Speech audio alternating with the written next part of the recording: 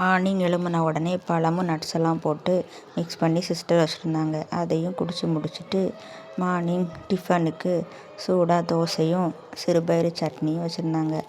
அதையும் குடித்து முடிச்சுட்டு அப்படியே ஒரு பாலும் குடிச்சிட்டு நானும் கிளம்பி எங்கே தானே போகணுன்னு பார்க்குறீங்க, சந்தைக்கு தான் போயிட்டு வந்து இவ்வளோ திங்ஸுமே வாங்கிட்டு வந்தோம் கைஸ். நீங்கள் சந்தைக்கு போனீங்கன்னா இந்த மாதிரி நிறைய திங்ஸ் வாங்கினீங்களா? உங்களுக்கு எவ்வளோ ரேட்டில் கிடச்சிங்கிறத கமெண்ட் பண்ணுங்கள். எல்லாம் மலிவாக தான் கிடச்சி. நாங்களும் சக்கை ரொம்ப நாள் ஆச்சுன்னு சொல்லிட்டு அந்த சக்கையும் வாங்கிட்டு வந்தோம். தேவையான காய்கறி, அப்புறம் கொய்யா, அப்புறம் கொஞ்சம் காய்கறி அதெல்லாம் வாங்கிட்டு வந்தோம். நெக்ஸ்ட்டு தென்னை மரத்தை கட் பண்ணி அந்த தென்னை மரத்துக்குள்ளே இருக்கும்ல அது வந்து நாளைக்கு காணிக்கிறேன் வெட்டி. அப்புறம் செம வெக்க தாங்க முடியல, அழுக்குவர் பாதாம் மில்க்கும் வாங்கிட்டு அதையும் குடிச்சிட்டு அதனால் வீட்டுக்கு அம்மா சக்கையும் கட் பண்ணி தந்தாங்க. ஏன்னா எல்லோரும் வீடியோஸ் போடும்போது சக்கை சாப்பிடணும் போல் ஆசையாக இருந்து, முழு சக்கை வாங்கினா யாரை சாப்பிடுவா, சரி பாதி வாங்கலாம்னு சொல்லிட்டு கால் சக்கையாக இருக்கும்ல அதான் வாங்கினோம். 40 ரூபா ரேட்டு சொன்னாங்க. நாங்கள் அதை குறைச்சி 30 ரூபாய்க்கு தாங்கினோம்.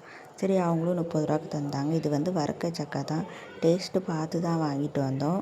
நல்லா இனிப்பாக தான் இருந்து, சரி நல்லா இருக்குது வாங்கிட்டு போவோம்னு சொல்லிட்டு வாங்கிட்டு போனோம். மொத்தமே ஒரு 30 சொலா போல் தான் இருந்துச்சு. அந்த சக்கை கொட்டை நம்ம கூட்டுக்கும் யூஸ் ஆகும்ல நெக்ஸ்ட் டே. அப்போது சரி வாங்கலாம்னு சொல்லிட்டு நாங்களும் வாங்கிட்டு சாப்பிட்டுட்டு அப்படி நானும் குளிக்கிறதுக்கு போயிட்டேன். குளிச்சுட்டு வந்த உடனே அங்கே சிஸ்டர் கீ ரைஸ் செய்யணும் ரொம்ப நாள் ஆசைப்பட்டுட்டு இருந்தா.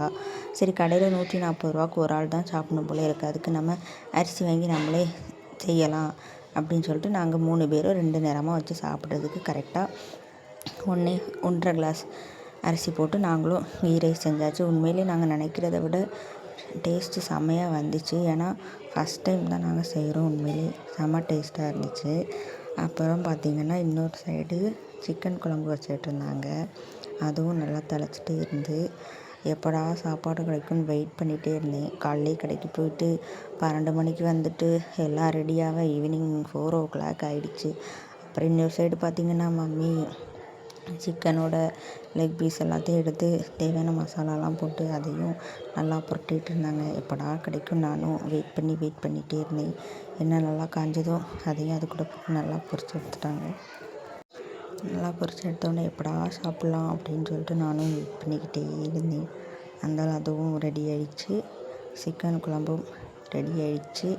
அதனால் நானும் எனக்கு தேவையான சாப்பாடு எடுத்து போட்டுடலாம் அப்படின்னு சொல்லிட்டு நானும் தேவையான அளவுக்கு சாப்பாடையும் எடுத்துகிட்டு அதுக்கு கூட கொஞ்சம் சிக்கன் கறியும் ஒரு லெக் பீஸையும் வச்சு சாப்பிட்டேங்க. உண்மையில் செம்ம டேஸ்ட்டாக இருந்துச்சு. சாப்பிட்டு முடிச்சோடனே எனக்கு மீஷோலேருந்து கால் பண்ணாங்க. ட்ரெஸ்ஸு ஆர்டர் போட்டது 25 தான் வரும்னு சொன்னாங்க.